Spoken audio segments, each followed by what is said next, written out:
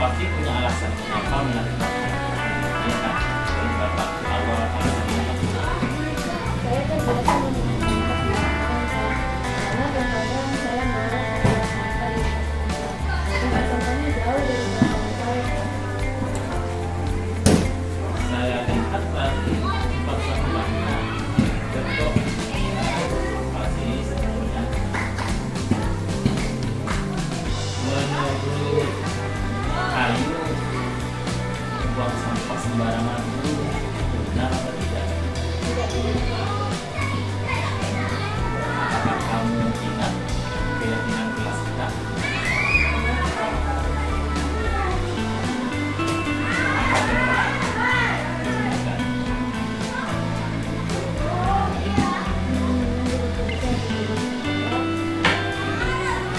Kalau menurut kamu, apakah tindakan kamu itu sudah sesuai dengan keyakinan kelas kita?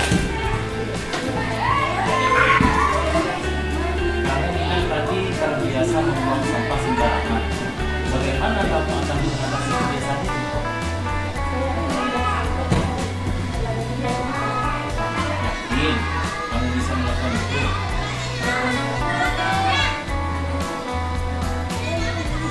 Baiklah, kita telah diskusi dan menyelesaikan masalah yang kamu hadapi.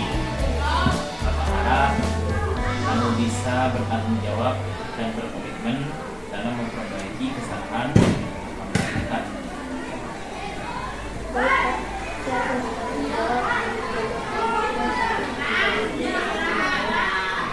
Baiklah Ayu, saya hargai keputusanmu untuk memperbaiki kesalahanmu lagi.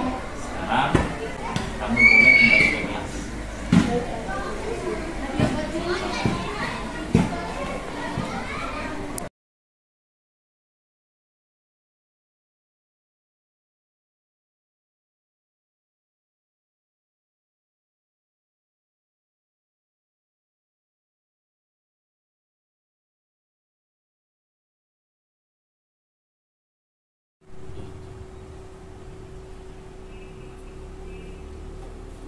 Bismillahirrahmanirrahim. Assalamualaikum warahmatullahi wabarakatuh. Alhamdulillahirabbil alamin wassalatu wassalamu ala asrofil anbiya wal mursalin sayyidina wa maulana Muhammadin wa ala alihi wa sahbihi ajma'in, amma ba'du. Yang saya hormati para dewan guru, pertama-tama marilah kita panjatkan rasa puja dan puji syukur kehadirat Allah Subhanahu wa taala atas karunia-Nya dan hidayahnya yang telah tercurahkan kepada kita sekalian, lebih-lebih nikmat kesehatan dan kesempatan sehingga pada hari ini kita bersama-sama dapat berkumpul di ruang guru dalam rangka untuk ikuti webinar atau pengimpasan pemahaman dan penerapan budaya positif yang nantinya akan disampaikan oleh Bapak Hairil Anwar Syukur SPDSD sebagai calon guru penggerak angkatan 10 Kabupaten Sumeneb, khususnya untuk lembaga kita yaitu di SDN Tenonan 1. Salawat serta salam marilah kita curahkan kepada junjungan Nabi kita Muhammad sallallahu alaihi wasallam, pada para sahabat-sahabatnya dan kepada para tabi'in yang telah mengantarkan kita sekalian dari alam kegelapan menuju alam yang terang benderang ini. Amin. Mudah-mudahan kita sampai ila yaumil qiyamah menjadi pengikut beliau. Amin ya rabbal alamin. Para bapak dan ibu yang saya hormati, sebagai pengantar sambutan dari saya. Kalau kita mencermati dari judul yang ada di layar, yaitu pemahaman dan penerapan budaya positif, tentu saja hal ini sudah tidak asing lagi bagi kita. Kita setiap harinya tentu saja sudah dapat menerapkannya, termasuk juga kepada para peserta didik yang ada di lingkungan SD Tenunan 1 ini. Bermula tentu saja para bapak ibu dari kita sendiri sebagai sosok figur seorang guru yang profesional, seorang guru yang hebat. Tentu saja kita harus memberikan suri teladan yang baik. Jadi setiap kita melakukan langkah atau berperilaku tentunya yang mengandung nilai-nilai positif. Salah satu bentuk perilaku untuk menerapkan budaya positif tersebut, salah satunya kita harus bisa laksanakan atau menerapkan budaya senyum sapa. Nah itu, kita selalu datang ke sekolah dari rumah sudah bersikap senyum kepada rekan sejawat ataupun juga kepada murid. Supaya kita di sekolah dengan para siswa, dengan guru, sehingga terjalin komunikasi yang baik, sehingga juga murid kita merasa senang, merasa nyaman karena memiliki guru yang selalu menampakkan senyum yang baik. Juga kita saling bertegur sapa. Jadi tentu saja penerapan itu harus kita laksanakan dari sejak nenek moyang kita. Datang ke dalam kelas, kita sudah menyapa anak-anak dengan salam, ya, assalamualaikum, gitu ya. Itu sebagai wujud bahwa kita sudah membudayakan budaya positif di lingkungan sekolah. Salah satu contoh saja, banyak yang lain banyak. Ya, ada budaya kerja, budaya waktu dan sebagainya. Apakah juga ada yang namanya budaya negatif? Ada. Jadi tidak selamanya positif. Cuman kalau yang negatif perlu kita buang, ya, jangan kita laksanakan. Budaya negatif ini sering adanya dampak pengaruh dari budaya asing. Salah satu contoh misal termasuk budaya negatif. Kalau kita bertemu dengan orang lain atau datang ke rumah orang lain, tentu kita menyapa dengan salam, kita bersalaman. Tapi kalau pengaruh budaya asing, kadang-kadang langsung halo my friend, halo guys. Itu pengaruh dari budaya asing, sehingga di situ akan tampak mana orang yang lebih tua, mana orang yang lebih muda. Jadi budaya seperti itu. Bahkan zaman sekarang ini sudah lebih canggih lagi adanya budaya digital. Budaya digital. Jadi dengan kecanggihan teknologi atau IT yang kita nikmati sekarang ini bisa berpengaruh lunturnya terhadap budaya-budaya positif yang sudah kita terapkan dari nenek moyang kita. Kalau contoh dengan adanya HP, biasanya kalau kita setiap lebaran mau berkunjung kepada sesepuh kita, kadang-kadang tidak sempat langsung buka HP. Bah, saya tidak bisa, bah, salam yang dari jauh ya. Itu budaya digital sudah kita terapkan. Padahal kalau orang dulu, ya, menghimbau, mendidik kepada kita macam intare ya, itu sebetulnya itu untuk apa? Untuk menerapkan bagaimana perilaku kita itu tetap selalu baik. Tapi sekarang enggak. Kadang-kadang dengan adanya HP sudah tidak bisa berkunjung kepada sesepuh kita. Cukup pakai HP. Kadang-kadang mohon maaf bah tak bisa hadir karena kesibukan. Nah itu adanya budaya digital. Ada juga di situ budaya pintar, ya. Ada juga. Sekarang dengan adanya budaya pintar, anak-anak yang sekolah tidak lagi untuk mencari literatur sebagai panduan, misalnya untuk menyusun skripsi, menyusun makalah dan sebagainya. Kalau dulu kita datang ke sebuah perpustakaan mencari, ya, jadi literatur apa yang kita perlukan. Sekarang enggak, dengan cara online sudah bisa kita dapatkan. Itu adanya budaya digital yang sudah lebih canggih yang kita manfaatkan sekarang ini. Kita misalkan mau belanja, tidak lagi kita pindah tempat, cukup dengan pakai HP, barangnya sudah datang. Itu budaya digital. Bahkan sampai kepada barang yang sepele pun, mesti naruh cek mana, langsung tinggal mijit, datang kurir dibayar. Nah itu kecanggihan, ya.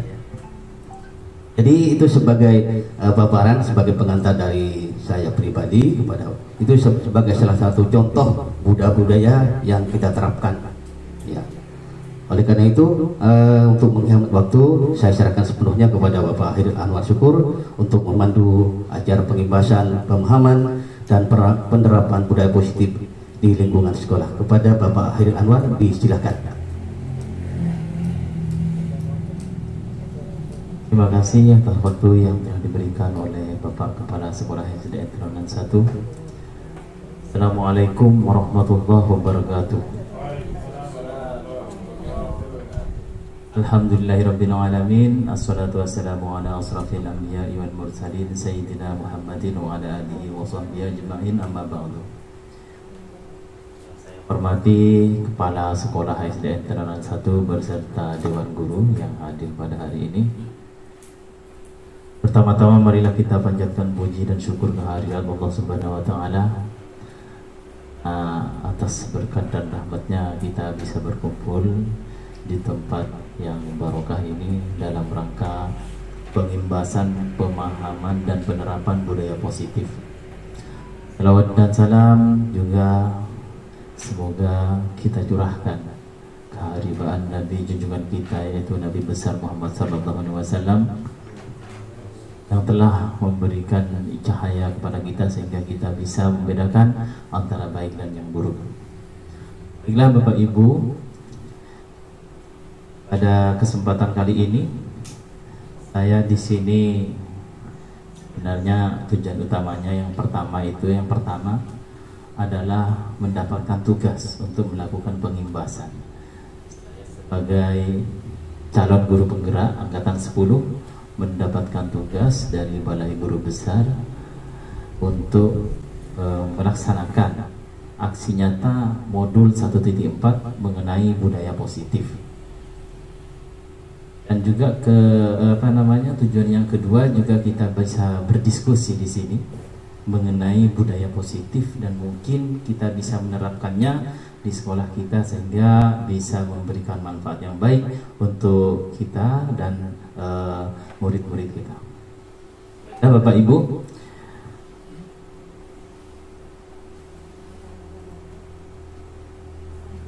ini adalah tim pendidik yang ada di kelas saya, itu Bapak Abdul Majid Haryadi selaku fasilitator di kelas 321.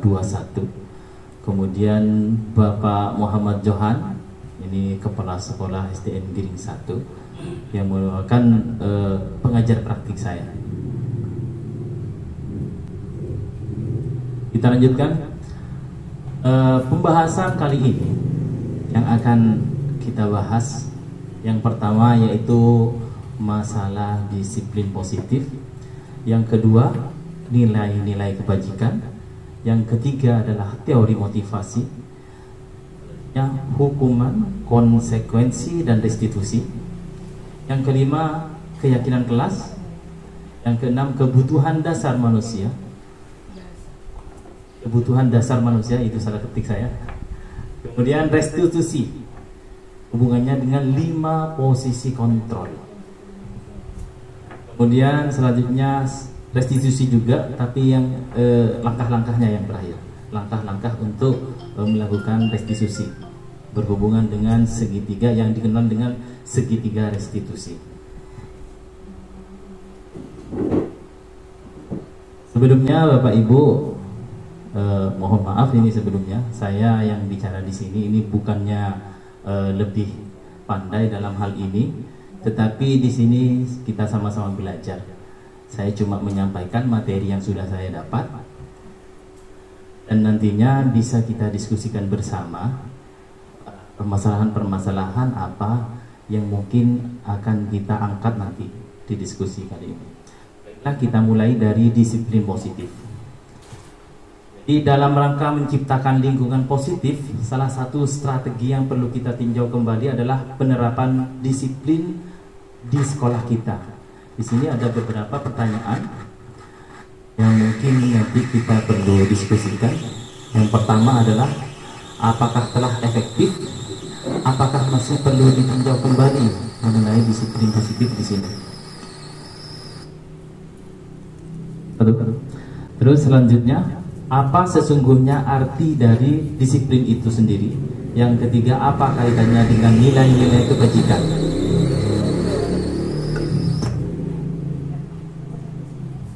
Selanjutnya, apa kira-kira alasan orang itu melakukan sesuatu? Misalnya seseorang melakukan sesuatu itu pasti ada alasannya. Alasannya itu apa? Bapak Ibu, dari pertanyaan-pertanyaan ini mungkin ada pendapat dari Bapak Ibu mengenai pertanyaan-pertanyaan ini. Silakan. Mungkin ada yang bisa mengemukakan pendapat.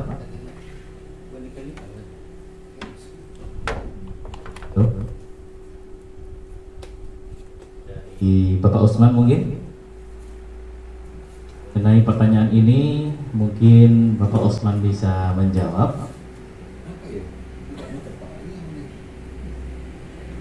Usman bisa? Atau dari Bapak Sadat? Pertanyaan yang pertama, apakah telah efektif? Efektif? Apa masih perlu ditinjau kembali disiplin positif di sekolah kita? Silakan Bapak Sadat. Terima kasih. Assalamualaikum warahmatullahi wabarakatuh. Terima kasih telah memberikan kesempatan kepada saya. Saya cuma mau sedikit menanggapi apakah telah efektif, apakah masih perlu ditinjau kembali. Efektif itu sifatnya relatif dan perlu terus berkembang. Efektif saat ini belum tentu efektif untuk 1 bulan ke depan. Efektif bulan depan belum tentu efektif untuk tahun yang akan datang, karena adanya perubahan. Dan apalagi kita di dalam dunia pendidikan itu disebut agent of change, agen dari sebuah perubahan yang tentunya perlu pengkajian lagi, pasti perlu pengkajian lagi, dan terus kita perlu berbenah. Mungkin seperti itu. Mungkin ada teman yang lain, monggo silakan. Saya kembalikan ke Bapak Airi. Baiklah, terima kasih atas apa yang telah disampaikan oleh Bapak Sadat. Apa yang disampaikan oleh Bapak Sadat ini memang selaras dengan apa yang telah dikemukakan oleh Bapak pendidikan kita, yaitu Ki Hajar Dewantara, bahwasanya Ki Hajar Dewantara itu mengemukakan murid itu tumbuh, manusia itu tumbuh sesuai dengan kodratnya. Manusia tumbuh sesuai dengan kodratnya. Kodrat ini ada kodrat alam dan kodrat zaman. Kodrat alam ini merupakan lingkungan kita bertiga, sedangkan kodrat zaman ini merupakan waktu kita menjalani hidup. Jadi antara waktu yang dulu dengan yang sekarang tentunya ada sebuah perkembangan. Tentunya ada sebuah perkembangan. Makanya Disiplin positif pun nantinya itu akan berubah mengikuti perkembangan zaman. Sama halnya dengan kurikulum. Kurikulum kita tidak boleh stagnan. Tidak boleh stagnan. Jadi harus mengikuti perkembangan zaman. Baiklah, kita lanjutkan. Makna disiplin positif. Dalam budaya kita biasanya itu ya, disiplin itu dimaknai menjadi sesuatu yang dilakukan seorang pada orang lain untuk mendapatkan kepatuhan.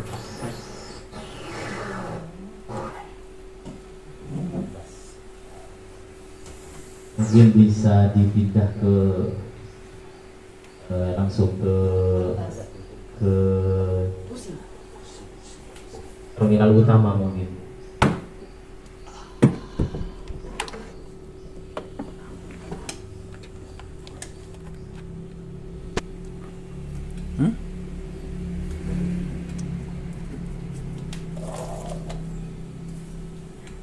Seru.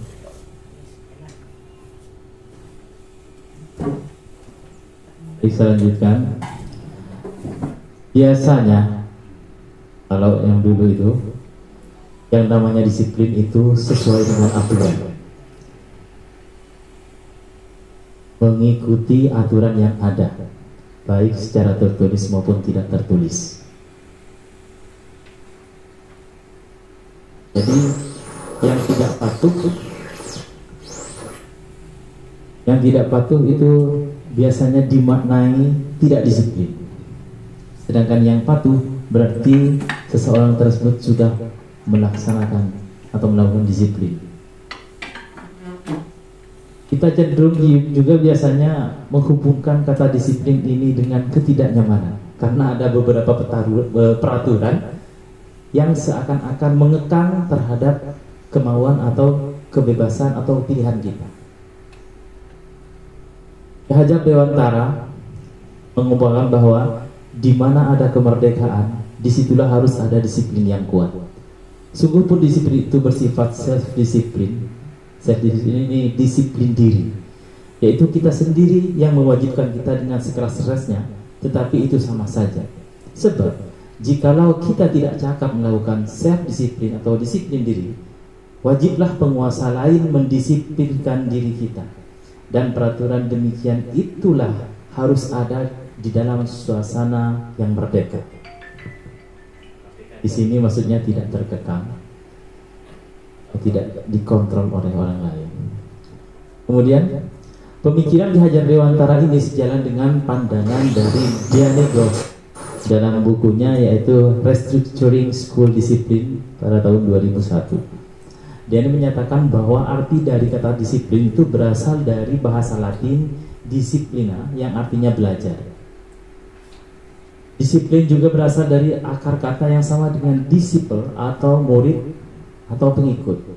Untuk menjadi seorang murid atau pengikut, seseorang harus paham betul alasan mengapa mereka mengikuti suatu aliran tertentu, sehingga motivasi yang terbangun adalah motivasi intrinsik, bukan ekstrinsik. Intrinsik di sini motivasi dari dalam diri kita sendiri, bukan dari pengaruh. Ekstrinsik ini faktor luar.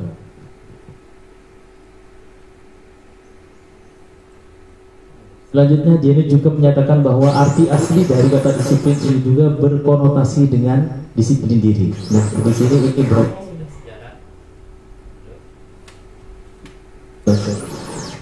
di sini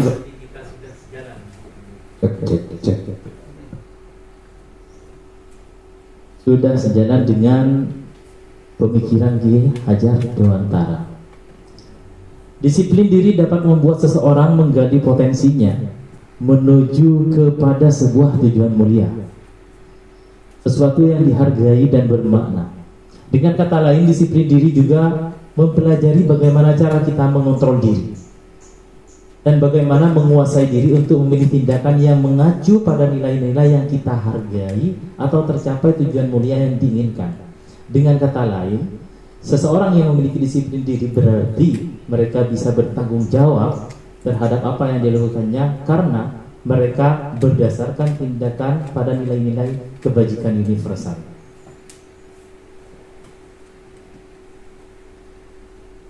Selanjutnya kita masuk ke pembahasan mengenai nilai-nilai kebajikan universal. Ini merupakan pondasi dalam disiplin.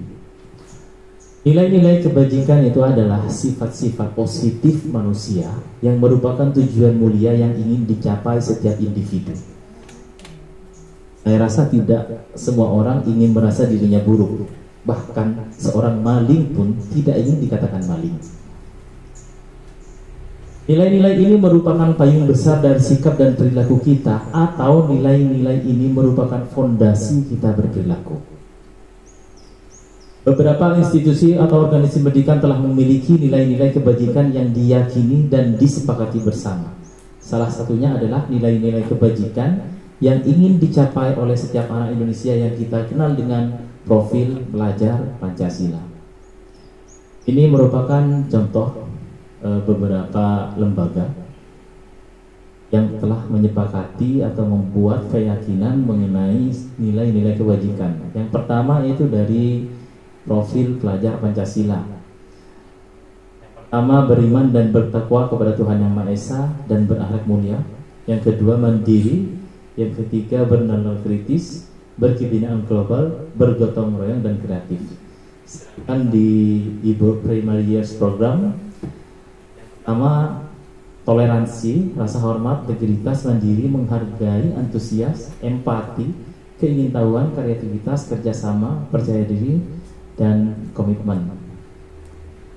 Ada lembaga 9 pilar karakter, Indonesian Heritage Foundation, cinta Tuhan dan segenap ciptaannya, kemandirian dan tanggung jawab, kejujuran atau amanah, diplomatis, hormat dan santun, dermawan, suka menolong dan gotong royong, percaya diri, kreatif dan pekerja keras, kepemimpinan dan keadilan, baik dan rendah hati, toleransi, kedamaian dan kesatuan. Kemudian pada lifelong witness and life skills, di sini ada dua, yaitu keterampilan hidup yang mencakup dapat dipercaya, lurus hati, pendengar yang aktif, tidak merendahkan orang lain, memberikan yang terbaik dari diri.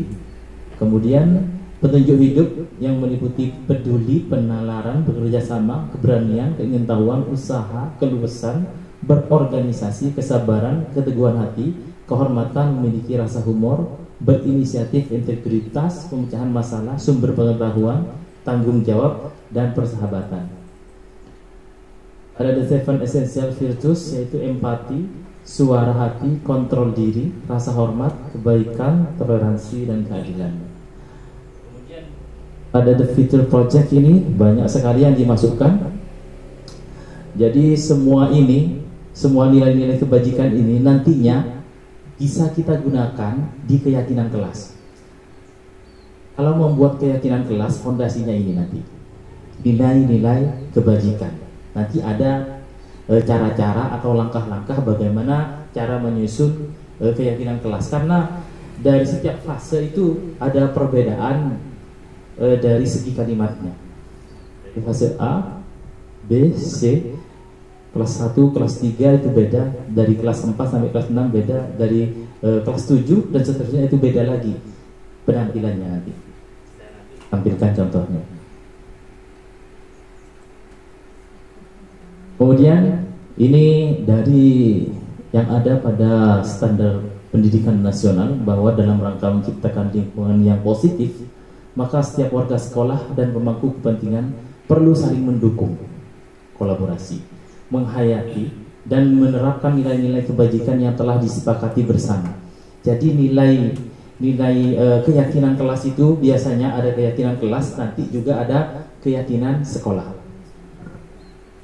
Untuk dapat menerapkan tujuan mulia tersebut, maka seorang pemimpin pembelajaran perlu berjiwa kepemimpinan sehingga dapat mengembangkan sekolah dengan baik, agar terwujud suatu budaya sekolah yang positif sesuai dengan standar kompetensi pengelolaan yang telah ditetapkan. Tujuan mulia dari penerapan disiplin positif adalah agar terbentuk murid-murid yang berkarakter, berdisiplin, santun, jujur, peduli, bertanggung jawab, dan merupakan pembelajar sepanjang hayat sesuai dengan standar kompetensi lulusan yang diharapkan. Jadi tujuan utamanya yaitu adalah murid. Intinya pada murid. Dan teori motivasi. Ini ada beberapa pertanyaan. Mari kita tanyakan ke diri kita sendiri, bagaimana kita berperilaku.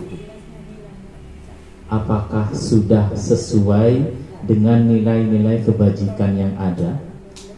Terus yang kedua, mengapa kita melakukan segala sesuatu?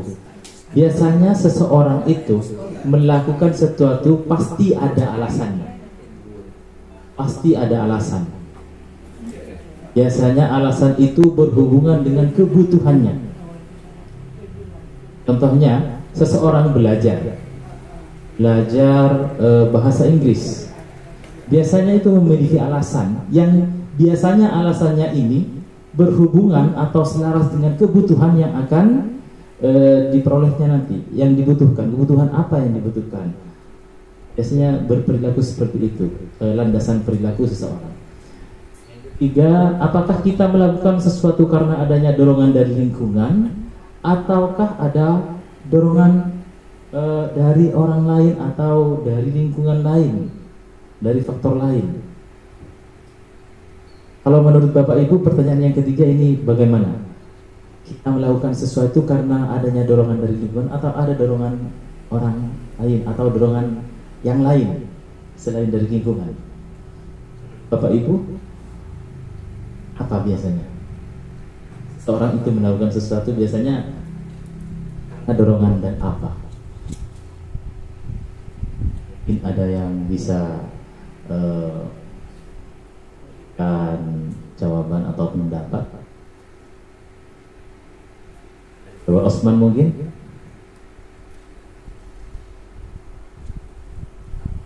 Dari Bapak Basri.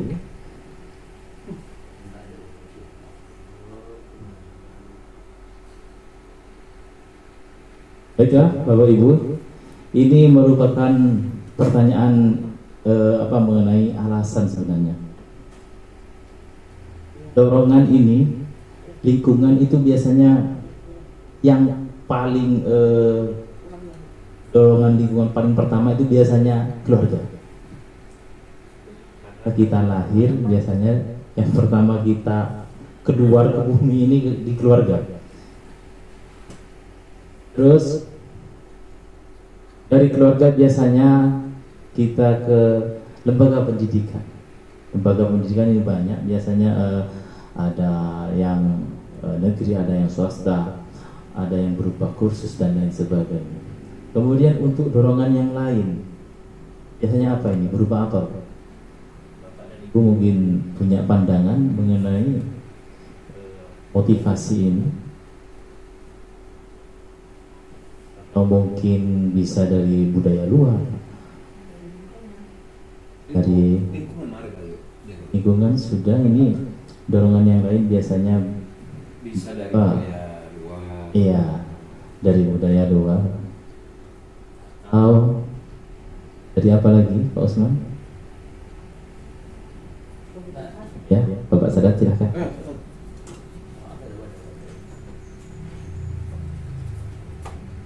Maaf sebelumnya, karena di situ bahasanya umum. Mengapa kita melakukan segala sesuatu? Mengapa kita melakukan segala sesuatu? Apakah kita melakukan sesuatu karena ada dorongan dari lingkungan atau ada dorongan yang lain? Dorongan itu bisa dari diri kita yang diawali dengan niat. Karena ada niat, mau apa kita? Ada keinginan. Innamal a'malu binniyat. Jadi setiap dorongan yang akan kita lakukan pasti ada niatan dulu. Kenapa ada dorongan itu? Apa yang kita inginkan? Karena pasti ada tujuan. Kalau ada dorongan, ada niat, kemudian ada tujuan. Jadi kemana arahnya dorongan itu? Maka di situ kita ada niat. Ada niat apa yang akan kita lakukan. Niatnya apa? Maunya ya Bu tadi kembali ke depan, perspektif budaya positif itu diawali dengan niat, dengan keinginan dari diri kita sendiri.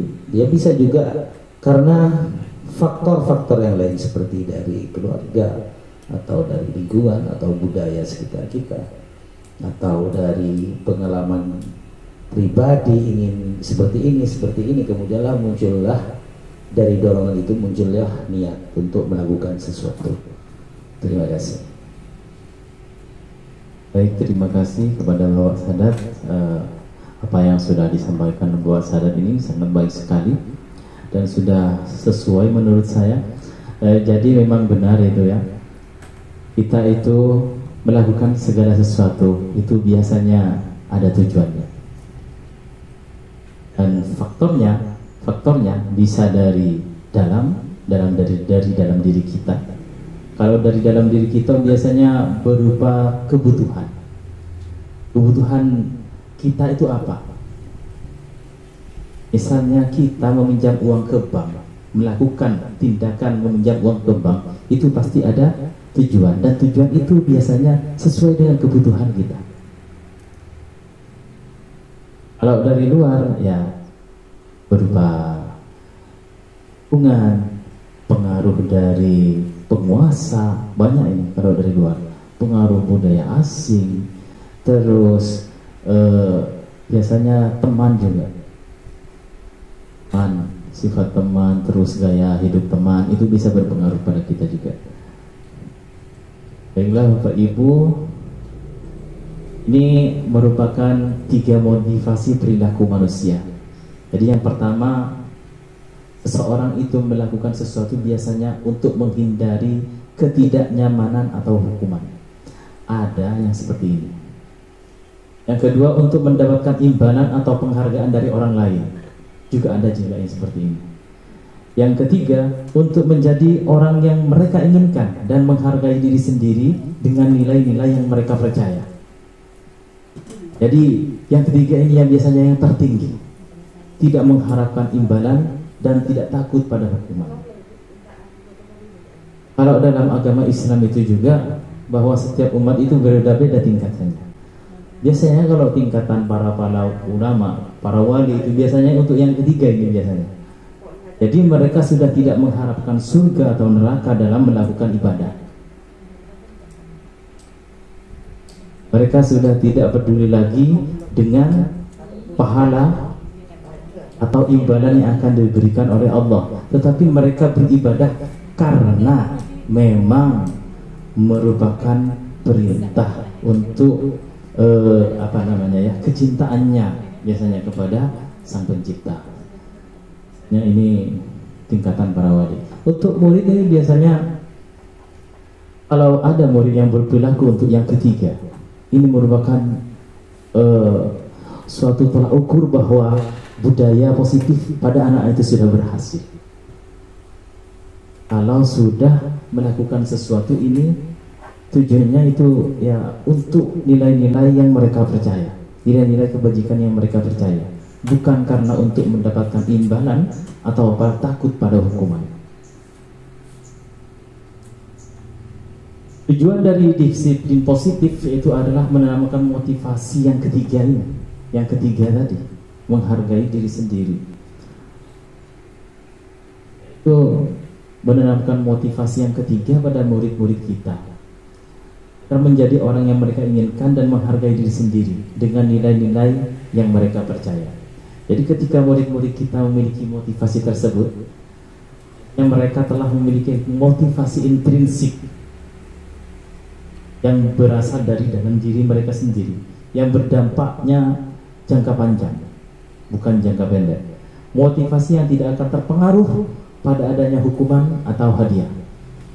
Mereka akan tetap berperilaku baik dan berlandaskan nilai-nilai kebajikan karena ingin menjadi orang yang menjunjung tinggi nilai-nilai mereka nilai-nilai yang mereka hargai, atau mencapai tujuan mulia, suatu tujuan mulia. Kemudian bahasan mengenai hukuman, konsekuensi dan restitusi. Di sini ada sebuah kasus IFA kurang menguasai pelajaran matematika, sehingga pada saat pelajaran tersebut berlangsung dia lebih banyak berdiam diri atau menggambar di buku pelajarannya. Pada saat guru matematikanya Pak Seno menanyakan pertanyaan IFA, IFA menjadi gugup dan tidak sengaja menjatuhkan tasnya dari kursi, serta tiba-tiba menjadi gagap pada saat berupaya menjawab. Seluruh kelas pun tertawa melihat perilaku IFA yang bicara tergagap dan terkejut tersebut. Pak Seno pada saat itu membiarkan teman-teman IFA menertawakan IFA yang tergagap dan malu luar biasa, dan malahan minta IFA untuk maju ke depan dan berdiri di depan kelas sambil menunjuk hidungnya karena tidak bisa menjawab pertanyaan Pak Seno. Kelas makin gaduh dan anak-anak pun tertawa melihat IFA di depan kelas memegang ujung hidungnya. Pertanyaannya di sini, apakah Anda setuju dengan tindakan Pak Seno terhadap IFA? Itu apa alasannya? Yang kedua, menurut Anda tindakan Pak Seno terhadap IFA adalah sebuah hukuman atau konsekuensi? Mungkin dari Bapak Ibu bisa menyumbang pendapat atau memiliki beberapa penenaran mengenai kasus ini.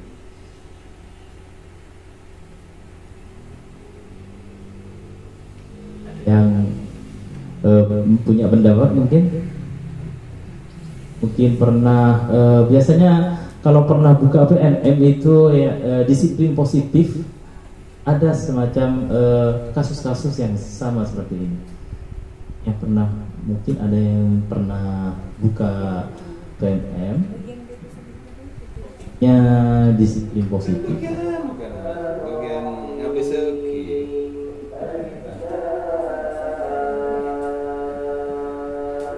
Baiklah, kalau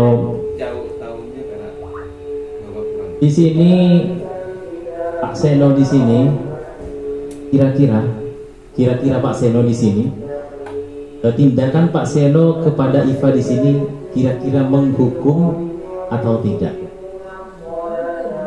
Menghukum ya.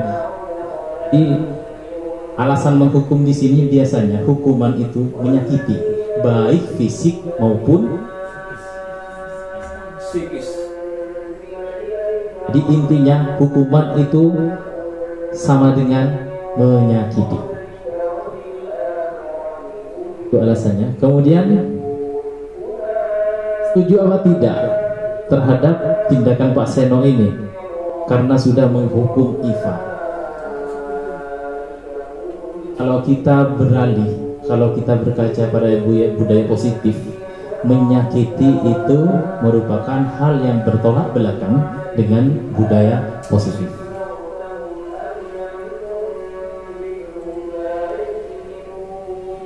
Dalam menjalankan peraturan ataupun keyakinan kelas atau sekolah, bila mana ada suatu pelanggaran, tentunya sesuatu harus terjadi. Memang jangan dibiarkan, sesuatu harus terjadi, tapi apa yang akan kita lakukan? Untuk itu kita perlu meninjau ulang tindakan penegakan peraturan atau keyakinan kelas atau sekolah kita selama ini. Tindakan terhadap suatu pelanggaran itu umumnya berbentuk hukuman atau konsekuensi. Kalau konsekuensi itu contohnya adalah kalau kita merusak barang teman, barang orang lain, konsekuensinya apa? Kita harus mengganti barang yang rusak tersebut. Itu namanya konsekuensi. Kalau hukuman itu sifatnya menyakiti. Jadi dalam modul ini nanti akan diperkenalkan program disiplin positif yang dinamakan restitusi. Ini yang akan kita terapkan nanti. Restitusi adalah proses menciptakan kondisi bagi murid untuk memperbaiki kesalahan mereka, sehingga mereka bisa kembali pada kelompok mereka dengan karakter yang lebih kuat. Jadi tujuannya di sini memperbaiki kesalahan. Kemudian restitusi juga merupakan proses kolaboratif yang mengajarkan murid untuk mencari solusi untuk masalah mereka dan membantu murid berpikir tentang orang seperti apa yang mereka inginkan dan bagaimana mereka harus memperdukan orang lain. Ini gambaran perbedaan antara hukuman, konsekuensi, dan restitusi. Kalau hukuman itu sesuatu yang menyakitkan pasti terjadi, harus terjadi. Kalau konsekuensi, sesuatu harus terjadi. Maksudnya, kalau ada sesuatu yang rusak, harus diganti. Restitusi memberikan pilihan. Kalau restitusi memberikan pilihan. Pilihan itu diserahkan kepada orang yang melakukan kesalahan biasanya. Apakah mau diganti dengan cara membeli atau bagaimana? Itu biasanya berunding dulu. Berunding dulu dengan orang yang orang yang dibully atau yang mendapatkan tindakan dari orang yang melakukan kesalahan. Apakah mau diganti atau jadi di sini ada kolaborasi, masih ada musyawarah itu. Yang kedua, hukuman itu tidak nyaman untuk murid untuk jangka panjang. Biasanya ada sedikit dendam biasanya kalau bisa gitu. Kalau konsekuensi tidak nyaman juga untuk murid untuk jangka pendek tadi. Pada saat kita mengganti barang yang rusak, karena kadang kita merusak sesuatu itu kadang disengaja dan kadang tidak disengaja. Kalau tidak disengaja itu biasanya agak berat untuk mengganti. Kemudian kalau restitusi itu menguatkan murid untuk dalam jangka waktu yang panjang, karena di sana ada pilihan-pilihan di situ, musyawarah. Cek sengaja wording madura nah pada lodeng akhir. Kemudian untuk yang ketiga, korban mendapat keadilan. Pada hukuman ini korban itu mendapat keadilan. Kalau konsekuensi, korban itu bisa diabaikan. Sedangkan pada restitusi, korban mendapatkan ganti. Kemudian yang keempat, murid atau anak akan tersakiti. Kalau pada konsekuensi itu murid atau anak dibuat tidak nyaman. Restitusi, murid atau anak mendapatkan penguatan. Karena di situ melalui kolaborasi atau musyawarah. Dan di dalam musyawarah itu ada bimbingan guru, bukan cuma musyawarah berdua saja, tetapi ada bimbingan guru. Jadi yang masuk identitas sukses ini konsekuensi dan restitusi. Tapi kalau konsekuensi ini masih lampu kuning, sedangkan restitusi ini merupakan pilihan yang terbaik. Di konsekuensi dengan restitusi ini sudah masuk dalam disiplin positif. Sedangkan untuk hukuman ini masuk dalam identitas gagal, yang artinya kalau menurut pemaparan di sini tidak masuk dalam disiplin positif. Ini kelanjutannya. Kalau hukuman itu perilaku pasif agresif meningkat, sedangkan konsekuensi penguatan hanya bertahan dalam jangka waktu pendek. Pada restitusi masalah terpecahkan karena di sana ada forum pemecahan masalah. Lanjutkan. Kalau hukuman itu bersifat negatif, nah, kalau konsekuensi itu netral, sedangkan restitusi positif.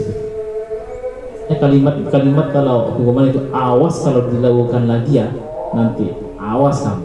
Kalau netral, lakukan apa yang saya katakan. Jadi tidak ada pilihan dalam netral. Kalau restitusi, apakah hal ini yang sesungguhnya yang kamu lakukan? Di sana masih ada pilihan.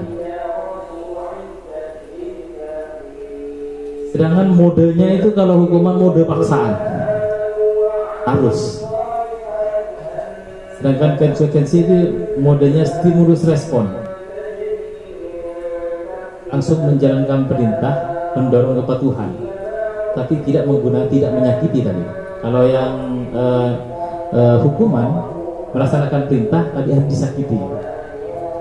Pada restitusi itu menggunakan teori kontrol, yaitu mendorong disiplin positif.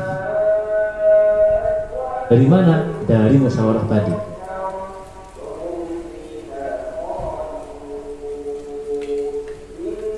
Dampaknya kalau hukuman itu biasanya murid itu kan merasa marah, merasa bersalah, rendah diri, terus mengasingkan diri.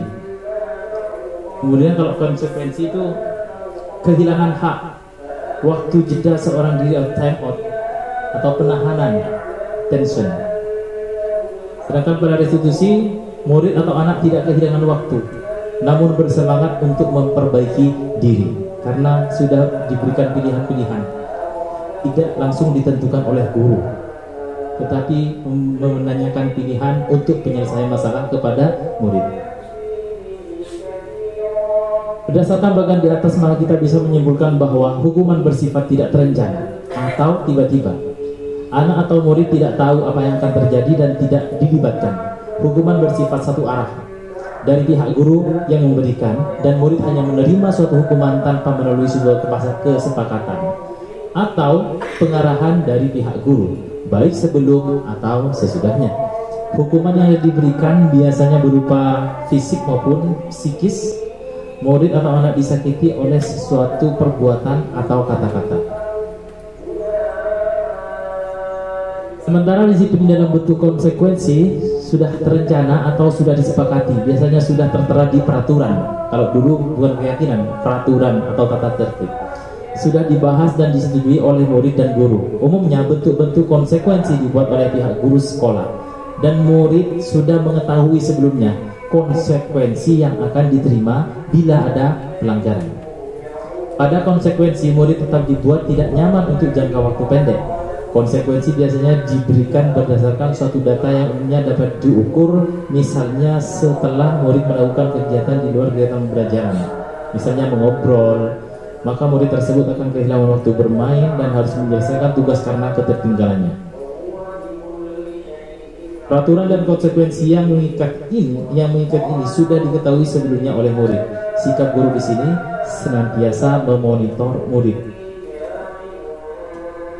Di sini ada beberapa kasus ya, ada beberapa tindakan. Ini masuk hukuman atau konsekuensi. Yang pertama, mencatat 100 kali di dalam buku kalimat. Di dalam buku kalimat, saya tidak akan terlambat lagi karena terlambat ke sekolah. Menurut Bapak Ibu, ini termasuk hukuman atau konsekuensi? Hukuman. Kemudian lari mengelilingi lapangan basket 2 kali karena terlambat hadir di sekolah. Menurut Bapak Ibu, hukuman. Membersihkan coretan yang dibuatnya di meja tulis, konsekuensi. Murid diminta untuk push up 15 kali karena tidak menggunakan masker. Hukuman. Menggantikan kertas tugas teman. Konsekuensi. Berjemur di lapangan basket. Termasuk hukuman. Baik, saya rasa pengalaman Bapak Ibu sampai di sini sudah baik sekali. Kita lanjutkan. Dihukum oleh penghargaan. Nah, di sini kalau ada guru yang memberikan penghargaan kepada murid, menurut Al-Fiqh ini termasuk suatu hukuman. Tapi kadarnya ringan. Menurut Al-Fiqh, saat kita berulang kali menjanjikan hadiah kepada anak-anak agar berperilaku bertanggung jawab, atau kepada seorang murid agar mempelajari sesuatu yang baru, atau kepada seorang karyawan agar melakukan pekerjaan yang berkualitas, kita sedang berasumsi mereka tidak dapat melakukannya atau mereka tidak akan memilih untuk melakukannya. Al-Fiqh juga mengumpulkan baik penghargaan maupun hukuman adalah cara-cara mengontrol perilaku seseorang yang menghancurkan potensi untuk pembelajaran yang sesungguhnya. Menurut Kohn, secara ideal tindakan belajar itu sendiri adalah penghargaan yang sesungguhnya. Jadi kalau ada anak kelas 1 misalnya, ada anak kelas 1, kemudian setelah belajar beberapa bulan kemudian bisa membaca, sebenarnya penghargaan terbaik tanpa diberikan penghargaan pun anak itu sudah bahagia karena sudah bisa membaca. Dan ada kalanya kalau kita memberikan penghargaan terhadap terhadap anak yang melakukan sesuatu karena keberhasilannya, ada kalanya pada saat kita tidak memberikan penghargaan, anak tersebut tidak melakukan hal tersebut lagi. Contoh, asalkan tertib, nanti saya kasih permen. Pada saat wali kelasnya yang ngajar, tiba-tiba wali kelasnya tidak bisa masuk karena sakit misalnya, digantikanlah oleh guru lain. Sang guru yang menggantikan tidak tahu bahwa guru wali kelas itu menggunakan penghargaan kepada muridnya untuk menertibkan suasana kelas. Nah, karena tidak memberikan imbalan pada saat itu yang berupa permen itu, akhirnya anak-anak tidak tertib.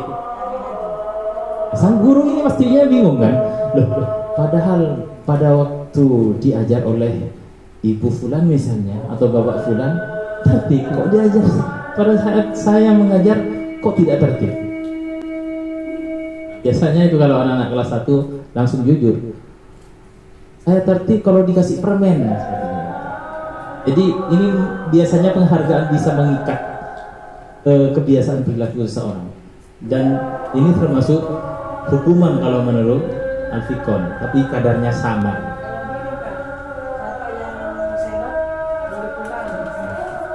Ya, itu termasuk penghargaan juga, termasuk penghargaan.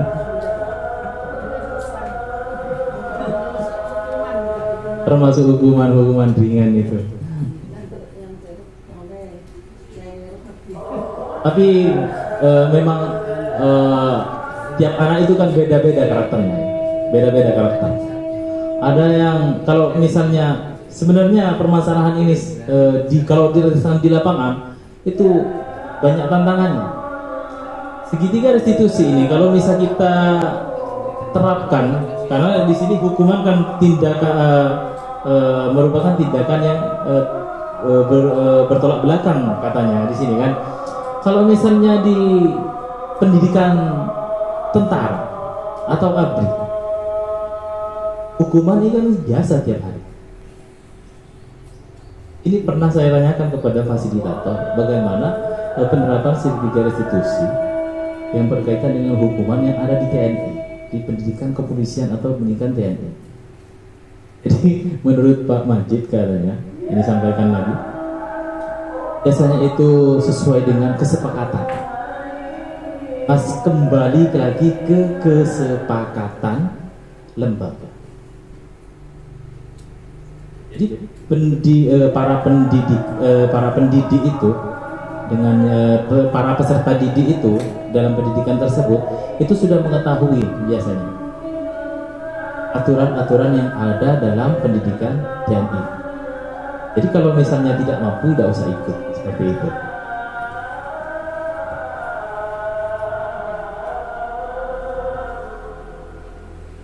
Dan biasanya kalau di pendidikan TNI itu hukumannya itu disesuaikan dengan kebutuhan. Kebutuhan dasar dari seorang TNI adalah yang pertama pastinya bertahan hidup.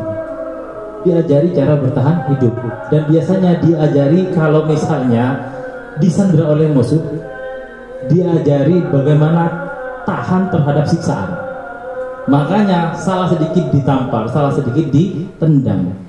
Artinya namun letak nak kerja nun misalnya masuk karong kang ngamoso bahasa capok sampai. Jadi ada kalanya hukuman itu, ada kalanya hukuman itu. Jadi sesuai dengan kodrat alam dan zaman. Kita kembali seperti itu lagi. Tapi kalau di tingkat sekolah dasar, ya paling baik ya menggunakan segitiga restitusi.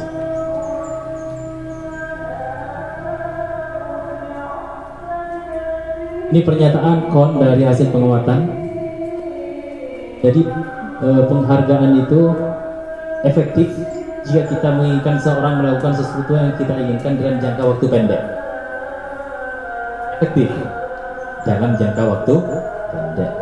Kalau diganti dengan apa, ganti situasi atau ganti apa, hilang biasanya. Kemudian jika kita menggunakan penghargaan lagi dan lagi, maka orang tersebut akan bergantung pada penghargaan yang diberikan serta kehilangan motivasi dari dalam. Yang ketiga, jika kita mendapatkan penghargaan untuk melakukan sesuatu yang baik, maka selain kita senantiasa berharap mendapatkan penghargaan tersebut lagi, kita pun menjadi tidak menyadari tindakan baik yang kita lakukan. Ini kalau kita lihat ya, untuk orang dewasa ini, untuk orang dewasa. Pada saat ada turnamen bola voli, sana kan ada karcisnya, bayar. Kita sampai di sana tidak mendapatkan imbalan atau apapun. Yang kita dapatkan di sana adalah kebutuhan kesenangan yang terpenuhi. Terus ada lagi kasus yang kedua. Kita ini kasus yang sebelumnya ini, kita melakukan sholat tarawih. Biasanya paling yang kita harapkan itu adalah sholat tarawih yang di situ ada amplopnya Pak Said. Bahkan walaupun tempat tarawihnya itu jauh, mereka rela mengorbankan tenaga mereka untuk mendapatkan penghargaan tersebut. Imbalan itu kan, berupa imbalan. Yang sholat tarawih di sini dapat amplop. Itu adalah gambaran-gambaran fakta nyata. Ada lagi kasus menghadiri pengajian, bahkan itu sudah sepuh tapi masih berusaha, masih bisa hadir dalam sebuah pengajian tanpa mengharapkan imbalan atau apapun. Ini merupakan biasanya merupakan motivasi dari intrinsiknya. Biasanya fondasinya berupa nilai-nilai kebajikan kalau ada yang bertindak seperti itu. Lanjutkan. Penghargaan ini tidak efektif. Suatu penghargaan adalah suatu benda atau peristiwa yang diinginkan yang dibuat dengan persyaratan. Hanya jika Anda melakukan hal ini, maka Anda akan mendapatkan penghargaan yang diinginkan. Kemudian jika saya mengharapkan suatu penghargaan atau penghargaan dan tidak mendapatkannya, maka saya akan kecewa dan berkecil hati, serta kemungkinan lain tidak akan berusaha sekeras sebelumnya. Oleh Mas Andi punya perasaan seperti itu. Jika kita memberikan seseorang suatu penghargaan atau untuk melakukan sesuatu, maka kita harus terus-menerus memberikan penghargaan itu jika kita ingin orang tersebut meneruskan perilaku yang kita inginkan. Orang yang berusaha berhenti merokok atau orang yang berusaha diet menguruskan badan, bila diberikan penghargaan hampir pasti tidak berhasil. Menurut Al-Fikr. Ini berdasarkan pengamatan Al-Fikr. Penghargaan merusak hubungan. Ketika seorang diberi penghargaan atau dipuji di depan orang banyak, maka orang lain akan merasa iri. Tidak dapat penghargaan maksudnya, yang iri. Dijeda dulu sebentar karena ada.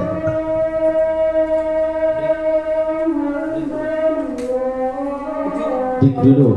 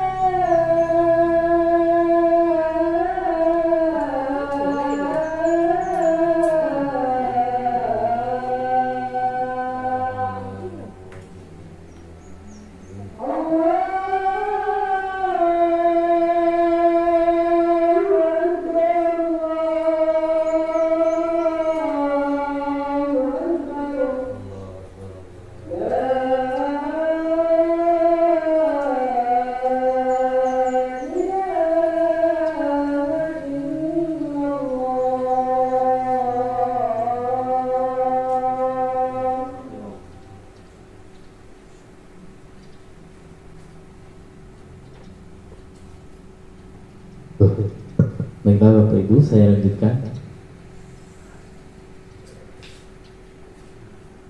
Kemudian penghargaan juga itu menurunkan kualitas. Menurut Alikon,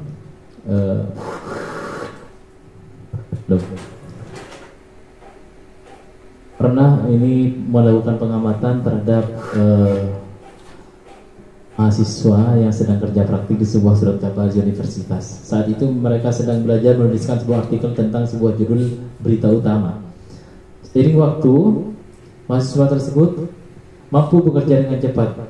Kemudian ada beberapa mahasiswa yang dibayar untuk setiap judul berita utama. Mereka mampu menghasilkan, dan setelah berapa lama mahasiswa yang dibayar ini hasil kinerjanya berhenti berkembang. Ini menurut pengamatan Alfikon ya. Terus yang tidak menerima bayaran terus berupaya mengasah diri menjadi lebih baik.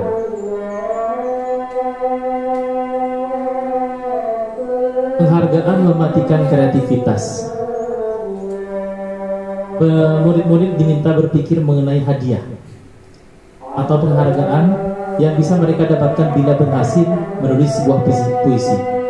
Kreativitas kelompok murid-murid ini menjadi berkurang dibandingkan dengan yang tidak diberitahukan tentang hadiah yang bisa mereka terima. Kemudian penghargaan ini menghukum. Penghargaan menghukum mereka yang tidak mendapatkan penghargaan. Misalnya dalam sistem ranking, mereka yang mendapatkan ranking kedua akan merasa paling dihukum, merasa kalah. Terus motivasi dalam diri. Ini yang diperlukan saat seorang anak belajar untuk pertama kali menggabungkan huruf-huruf dan kata-kata serta menyadari bahwa ia dapat membaca, timbul pijar di matanya dan sebuah senyuman di wajahnya. Anak tersebut begitu gembira bahwa ia telah mempelajari dan menguasai suatu keterampilan baru. Kesadaran akan kemampuannya ini, bahwa dia sudah dapat membaca, sesungguhnya sudah merupakan sebuah penghargaan. Kemudian kita lanjutkan restitusi. Kita masuk ke pembahasan restitusi. Jadi restitusi merupakan ini sebuah pendekatan untuk menciptakan disiplin positif.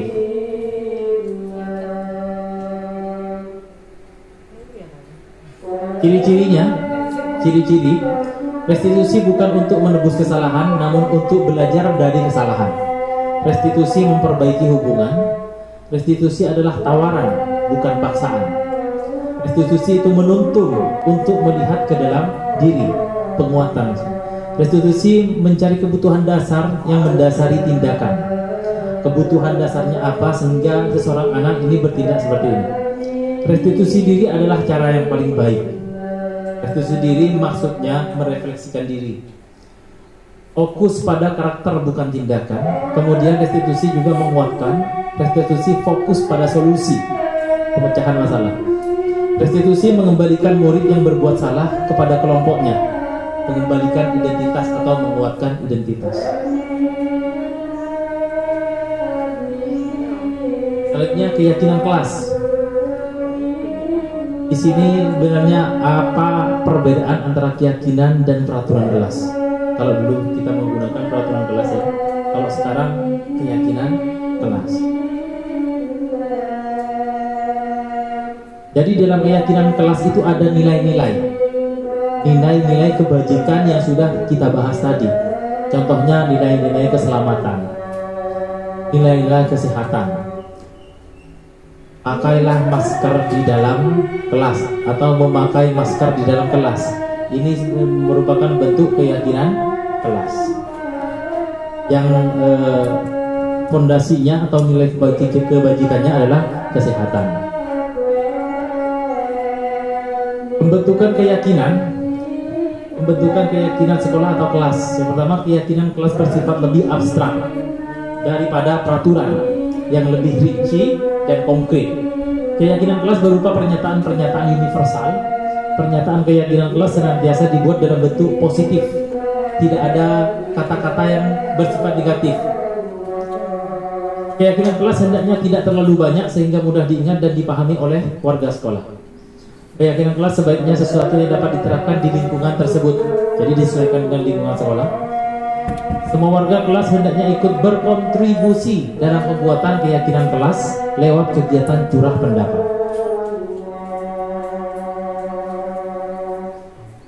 Bersedia meninjau kembali keyakinan kelas dari waktu ke waktu. Jadi disesuaikan dengan perkembangan zaman. Prosedurnya, mempersilahkan warga sekolah atau murid-murid di sekolah atau kelas untuk bercurah pendapat. Kemudian mencatat semua masukan dari para murid. Kemudian menyusun keyakinan kelas sesuai prosedur pembentukan keyakinan sekolah atau kelas. Di sini ada beberapa contoh kalimat negatif dan positif. Kalau kalimat negatif itu jangan berlari di kelas atau koridor. Jangan, itu bermakna negatif. Kemudian kalimat positif, berjalanlah di kelas atau koridor. Jangan, tidak boleh, itu tidak digunakan di keyakinan kelas. Jadi menggunakan bahasa positif.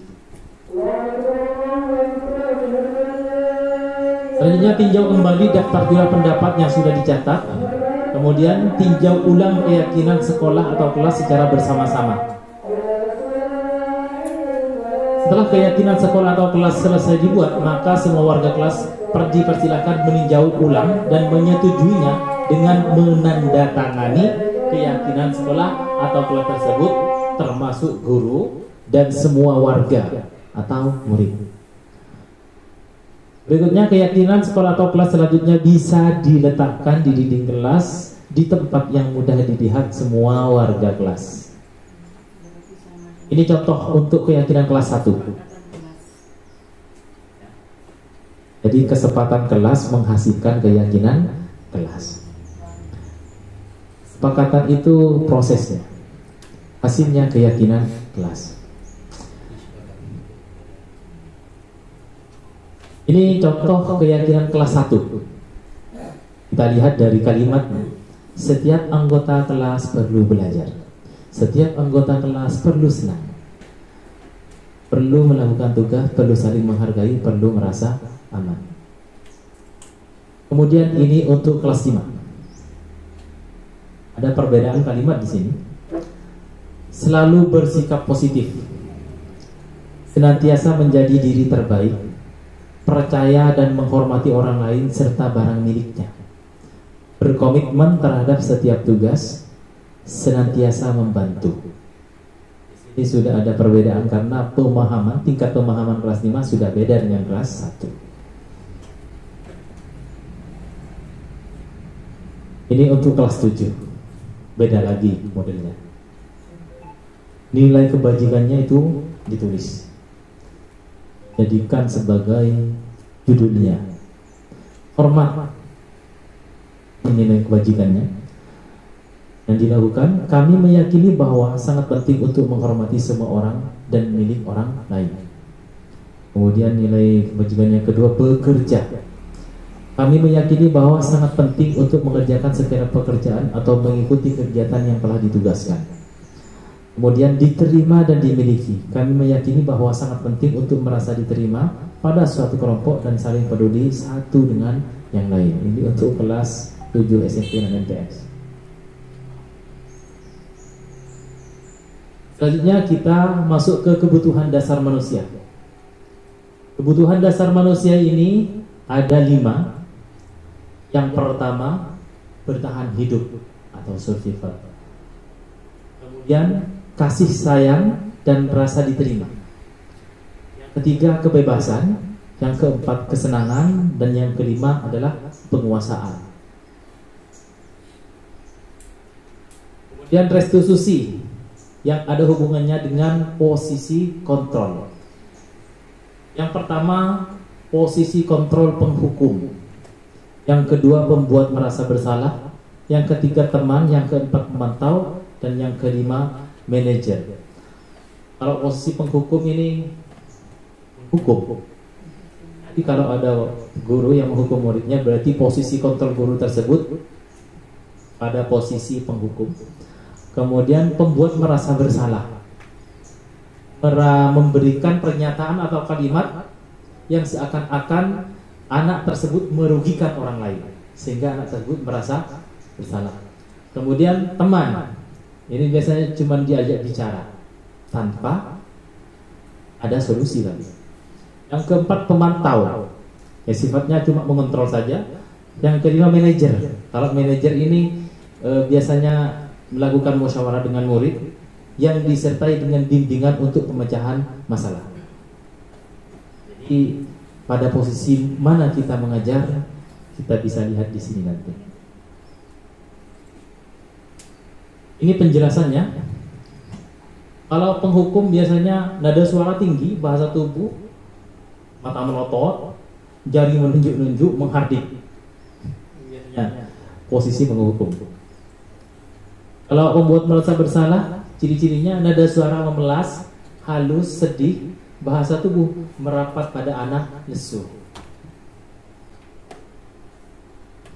Kalimatnya biasanya, adik, kamu ini bagaimana ya? Kamu sudah berjanji dengan ibu tidak akan terlambat lagi. Kamu kenapa ya senang sekali mengecewakan ibu? Berarti anak tersebut sudah mengecewakan orang lain. Namanya pembuat merasa bersalah.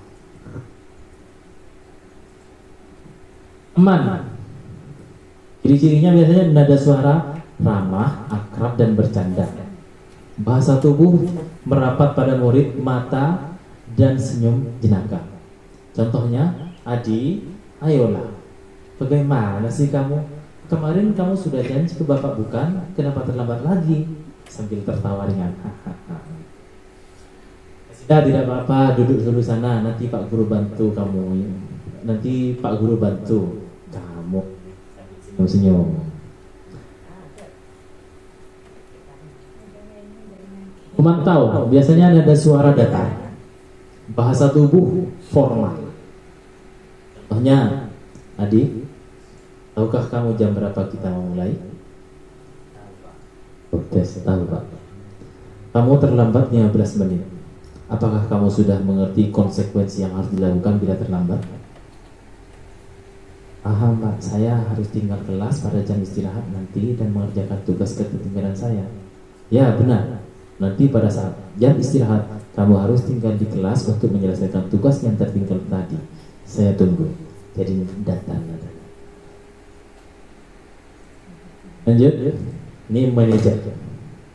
Terakhir, ciri-cirinya nada suara tulus, bahasa tubuh tidak kaku, mendekat ke murid. Adi, apakah kamu mengetahui jam berapa sekolah dimulai? Tahu Pak, jam 7. Ya, jadi kamu terlambat. Kira-kira bagaimana kamu akan memperbaiki masalah ini? Saya bisa menanyakan teman saya Pak untuk mengejar tugas yang tertinggal. Itu bisa dilakukan. Apakah besok akan ada masalah untuk kamu agar bisa hadir tepat waktu di sekolah? Tidak Pak, saya bisa hadir tepat waktu. Baik, saya hargai usahamu untuk memperbaiki diri.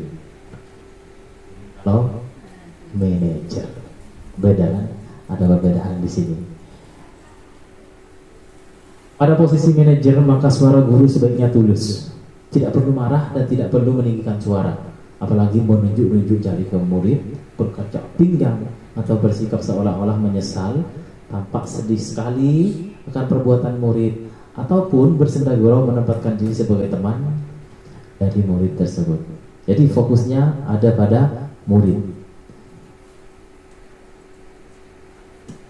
Kita lanjutkan, ini merupakan langkah-langkah melaksanakan restitusi yang disebut dengan segitiga restitusi.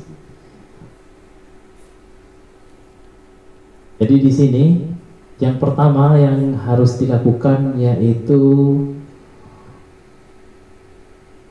menstabilkan identitas. Jadi setiap orang pasti pernah melakukan kesalahan. Menstabilkan identitas di sini maksudnya mengembalikan identitas anak yang bersalah tadi menjadi orang yang baik sehingga bisa kembali ke temannya dalam keadaan namanya itu tidak tercoreng lagi. Artinya kembali dalam keadaan baik dalam kelompoknya. Kemudian Yang kedua, validasi tindakan yang salah. Di sini kita menanyakan alasan mengapa melakukan tindakan tersebut dan apa kebutuhan anak tersebut sehingga melakukan tindakan seperti itu. Contohnya ya, kamu tentu punya alasan mengapa melakukan itu. Terus apakah cara yang lebih efektif untuk mendapatkan apa yang kamu butuhkan? Ini contoh pertanyaan untuk validasi tindakan yang salah. Kalau untuk menstabilkan identitas, pernyataannya yang bisa kita katakan pada murid, setiap orang pasti pernah melakukan kesalahan. Jadi tidak menunjuk anak tersebut, menghakimi anak tersebut bahwa anak tersebut sudah melakukan kesalahan yang fatal. Jadi menstabilkan identitas di sini menguatkan anak tersebut dengan kata-kata, contohnya setiap orang pasti pernah melakukan kesalahan. Contoh yang lain, kamu bukan satu-satunya yang pernah melakukan kesalahan seperti ini. Yang terakhir, langkah yang ketiga yaitu menanyakan keyakinan. Ini berhubungan dengan nilai-nilai kebajikan yang setelah kita pelajari tadi. Keyakinan kelas apa yang telah kita sepakati? Ditanyakan kembali kepada anak. Kemudian contoh yang kedua, kamu ingin menjadi orang seperti apa? Ini merupakan contoh-contoh. Langkah-langkahnya seperti ini ya. Jadi menstabilkan identitas. Contohnya sudah validasi tindakan yang salah, menanyakan keyakinan. Kita semua akan melakukan hal yang terbaik yang bisa kita lakukan. Terus validasi tindakan yang salah itu semua perilaku memiliki alasan. Tujuannya apa? Kebutuhannya apa? Terus kita semua memiliki motivasi internal yang ada hubungannya dengan keyakinan kelas kalau di kelas. Hah? Itu berhubungan dengan nilai-nilai kebajikan yang sudah kita pelajari tadi. Sampai di sini dulu memang pembahasan kali ini mengenai budaya positif, dan mungkin ada Bapak Ibu guru yang ingin bertanya. Mungkin dari pembahasan yang tadi ada yang masih belum tersampaikan kepada Bapak Ibu, sehingga pertanyaan, mungkin timbul pertanyaan di hati Bapak Ibu bisa ditanyakan. Saya rasa kalau bertanya, karena ini waktunya sudah hampir 2 jam, cukup 1 atau 2 penanya saja. Silakan, mungkin ada yang mau bertanya.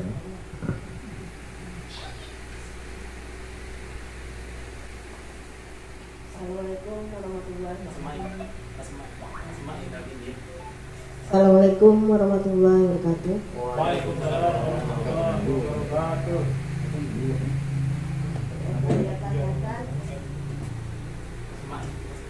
Yang saya tanyakan, hukuman jika yang ada di pengajaran di sekolah, apa perlu ditiadakan? Apa yang kita harus gunakan itu restitusi ataupun konstitusi? Mana yang baik yang harus dilakukan oleh guru gitu? Apa tergantung dari perilakunya? Apa hukuman dulu? Apa konsultasi dulu? Apa restitusi? Apa harus yang dilakukan? Terima kasih. Baiklah, terima kasih atas pertanyaan yang sudah disampaikan oleh Bu Inayah. Saya akan menjawab sesuai dengan pemahaman yang saya peroleh dari materi ini dalam pendidikan guru penggerak. Memang sudah pernah ditanyakan hal seperti itu. Jawabannya adalah bahwa kita yang pertama itu yang kita gunakan adalah restitusi dan konsekuensi. Jadi yang masuk dalam budaya positif hanya 2, konsekuensi dan restitusi. Tapi yang terbaik dari yang kedua ini adalah restitusi. Jika restitusi gagal, gunakan konsekuensi. Konsekuensi gagal, maka jalan terakhir paling akhir bisa menggunakan hukuman sesuai dengan lingkungan dan kebutuhan murid. Jadi memberikan hukuman itu tidak semena-mena memberikan hukuman. Seperti yang saya katakan tadi, bahwa kalau di TNI itu memberikan hukuman disesuaikan dengan kebutuhan peserta tersebut yang akan dihadapi di masa akan datang. Jadi kalau misalnya tidak ada jalan lain selain memberikan hukuman, maka berilah hukuman yang sifatnya nanti dibutuhkan atau sesuai dengan kebutuhan anak tersebut di masa yang akan datang. Seperti itu. Jadi harus yang pertama kembali ke mengenal karakter peserta didik. Ini ada pertanyaan lain?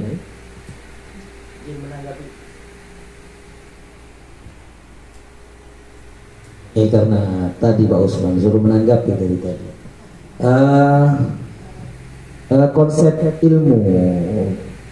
Konsep ilmu berdasarkan perspektif Islam itu ada sebuah kitab yang sangat bagus yang dikarang oleh Syekh Ahmad Jazuli, yaitu Ta'limul Muta'allim, di mana di dalam kitab itu dijelaskan bahwa ilmu itu al-ilmu bit-ta'lim wa tadrib.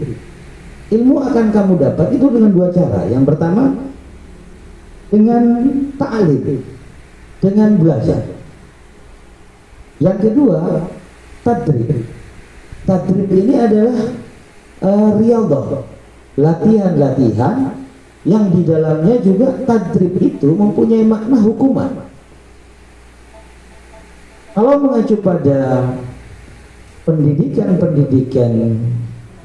di masa yang lalu atau di pesantren-pesantren, hukuman itu merupakan sesuatu yang memang diinginkan, ditunggu.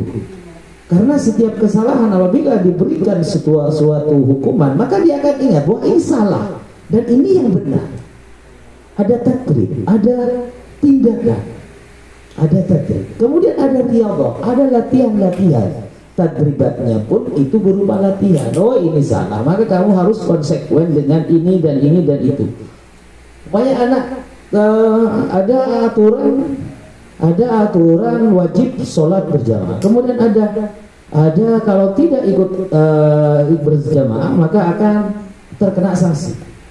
Sanksi itu kan merupakan hukuman yang juga tadi katanya adalah kesepakatan. Tapi hukuman itu berupa tindakan untuk membangun kedisiplinan dan membangun pengetahuan berdasarkan pengalaman. Sehingga kalau dulu pada zaman-zaman dahulu kita belajar, guru-guru kita lumayan sangat keras dan kita ingat itu salah, kemudian guru kita menghukum seperti ini, dan sampai sekarang itu terngiang-ngiang. Saya dulu pernah sama bapak saya itu dipukul dengan sapu lidi sampai hancur, sampai berbekas dia karena tidak sholat. Sampai sekarang saya ingat, oh kalau tidak sholat saya dihukum. Jadi hukuman, punishment bukan hanya dilihat dari sakit atau tidak, tapi dilihat juga dari manfaatnya. Kemudian di dalam konsep itu dijelaskan lagi, ala la tanalul ilma illa bisittatin. Kamu tidak akan mendapatkan ilmu kecuali dengan 6 perkara. Dengan 6 perkara. Perspektif Islam menjelaskan di dalam sebuah bukunya. Dakaun, murid itu harus cerdas. Wahirsun, murid juga harus semangat. Wasbibarun, murid juga harus sabar. Wabulgatun, murid juga harus berbekal, punya modal. Wa irsyadu ustadin, dan harus mengikuti perintah guru, harus menaati guru. Wa tulu zamanin, dan waktunya tidak sebentar. Itu konsep yang terbangun dari dulu. Cuma sampai sekarang ini mulai sedikit tergerus. Tapi pada kenyataannya konsep yang seperti itu sangat bermanfaat. katanya di LC itu, katanya Rocky Gerung dan siapa itu, Fadlizon itu, saya ingat betul dulu kalau dicubit. Kenapa saya dicubit? Kenapa saya dipukul oleh mama saya? Katanya Agim, saya pernah dihukum 3 hari tidak boleh keluar rumah. Kemudian tahu kenapa saya dihukum, kenapa saya diberikan tindakan seperti itu. Dan nyatanya sampai saat ini saya tidak akan melakukan kesalahan yang sama, karena itu merupakan suatu kebaikan kalau kita melaksanakan yang baik dan meninggalkan sesuatu yang diperintahkan. Terima kasih. Mungkin dari yang lain mungkin memberikan tanggapan. Baiklah, terima kasih. Apa yang sudah disampaikan oleh Bapak Sadat ini sangat mengapresiasi sekali, karena ini berhubungan dengan hukum agama kita. Ini pencetusnya adalah dari tokoh Islam, merupakan panutan dari kita semua. Sangat baik sekali. Saya juga mengapresiasi untuk para guru dan warga sekolah di SDN Tenonan 1, sesuai apa yang disampaikan oleh Bapak Sadat. Sebaiknya kita kolaborasikan dengan apa yang disampaikan oleh pemerintah kita melalui pendidikan guru penggerak ini. Kita kolaborasikan bahwa kita tahu kenyataan bahwa di sini ini hukumnya sudah berbeda. Kalau kita menggunakan tindakan kekerasan yang menyakiti, itu ada pasalnya. Jadi kita terbatas, tindakan kita dibatasi oleh itu. Oleh karena itu, sejalan dengan hal tersebut, maka Balai Guru Besar itu mengeluarkan teori-teori yang sejalan dengan hukum yang ada di Indonesia ini. Kalau kita mendidik anak kita di rumah, kalau misalnya menggunakan pendidikan yang ada di kitab Ta'lim wa Ta'alim, dan saya juga menggunakan hal tersebut sebenarnya di rumah, tapi yang saya menggunakan 2 pendekatan. Yang pertama, tidak langsung memberikan hukuman secara psikis ataupun fisik, tetapi menggunakan peringatan dulu sampai 3 kali. Saya seperti itu. Kalau sudah 3 kali tidak mengindahkan, maka itu baru berarti harus mendapatkan alarm atau pengingat yang berupa hal-hal yang bersifat menyakiti, agar apa yang sesuai dengan apa yang sudah disampaikan Pak Sadat tadi, biar ingat. Biasanya hal-hal yang menyakitkan dan menyenangkan itu biasanya diingat biasanya. Nah, disakiti oleh seseorang itu biasanya ingat. Atau sesuatu yang sangat menyenangkan itu biasanya diingat. Ada di atas biasanya di memori kita. Baiklah Bapak Ibu, saya rasa cukup di sini saja pembahasan kali ini. Mungkin kalau ada masalah-masalah bisa kita diskusikan di lain waktu.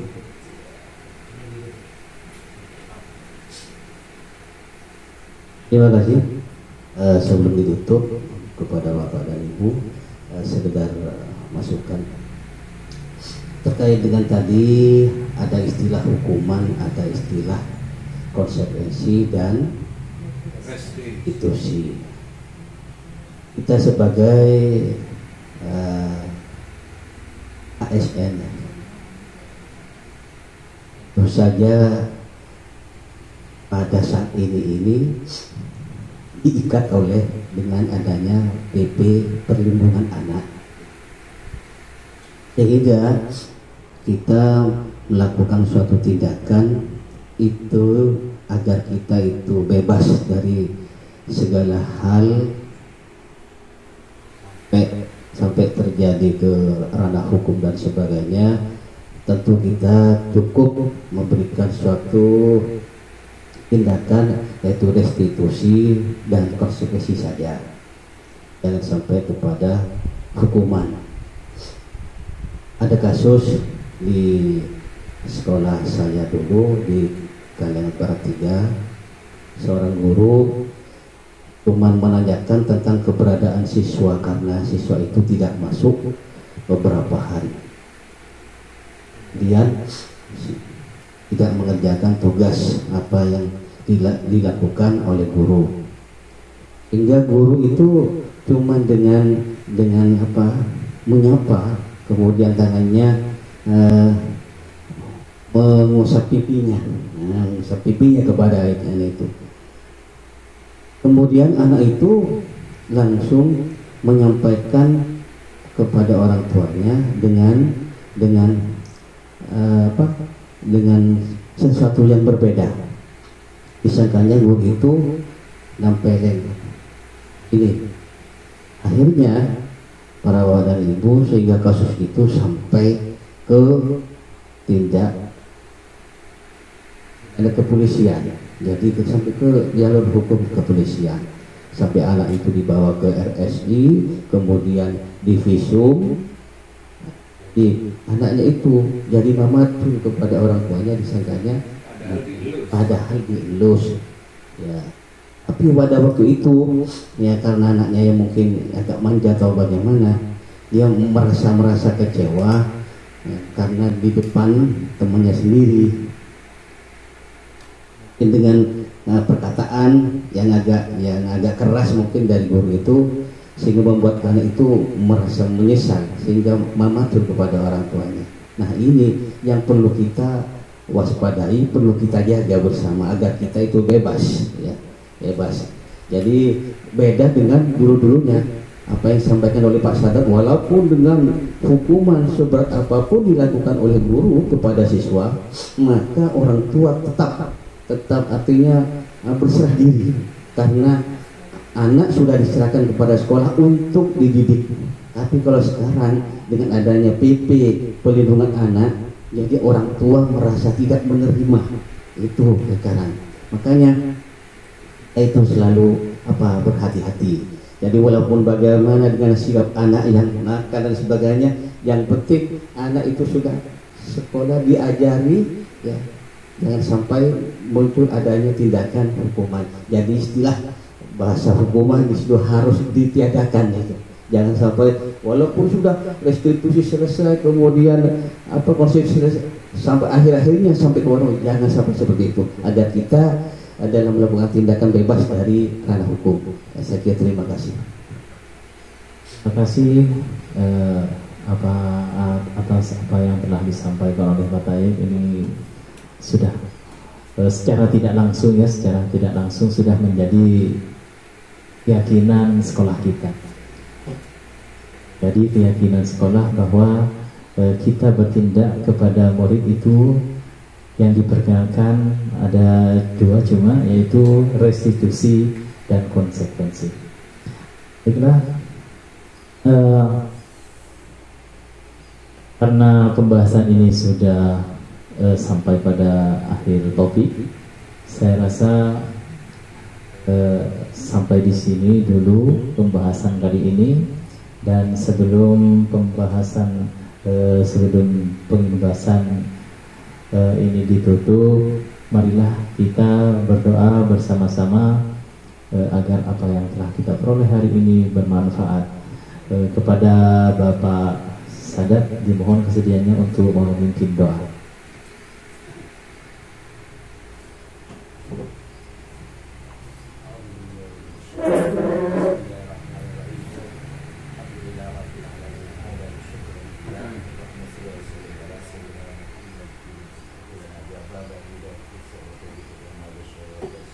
lana bihawliya wa nasra ni'mal maula ni'mal nasir. Rabbana anfa'na bima 'allamtana. Rabbi 'allimna alladhi yanfa'una. Rabbi faqqihna wa faqqih ahlana wa qarabati lana fi dinina. Rabbana anfa'na bima 'allamtana. Rabbi 'allimna alladhi yanfa'una. Rabbi faqqihna wa faqqih ahlana wa qarabati lana fi dinina. Rabbana anfa'na bima 'allamtana. Rabbi 'allimna alladhi yanfa'una. Rabbi faqqihna wa faqqih ahlana wa qarabati lana fi dinina. Allahumma ij'al ahlana wa auladana wa talamidana wa talamidatana min ahli al-ilmi wal khair wa min ahli al-Qur'an wa tafsir wal hadith wa tafaqquh fi din ولا تجعل أهلنا وأولادنا وتلاميذنا وتلاميذتنا من أهل الشر والجهل والكيد. اللهم ارزقنا فهم النبيين وحفظ المرسلين وإلهام الملائكة المقربين. ربنا آتنا في الدنيا حسنة وفي الآخرة حسنة وقنا عذاب النار. وصلى الله على سيدنا محمد وعلى آله وصحبه وسلم. سبحان ربك رب العزة عما يصفون وسلام على المرسلين والحمد لله رب العالمين. الفاتحة.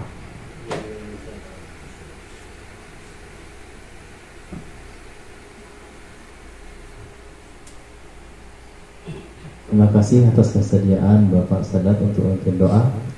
Dan sebelum saya akhiri, apabila ada atau kalimat yang mungkin menyinggung, menyakiti Bapak dan Ibu Guru, saya mohon maaf yang tiada batas. Wabillahi taufiq wal hidayah. Wassalamualaikum warahmatullahi wabarakatuh.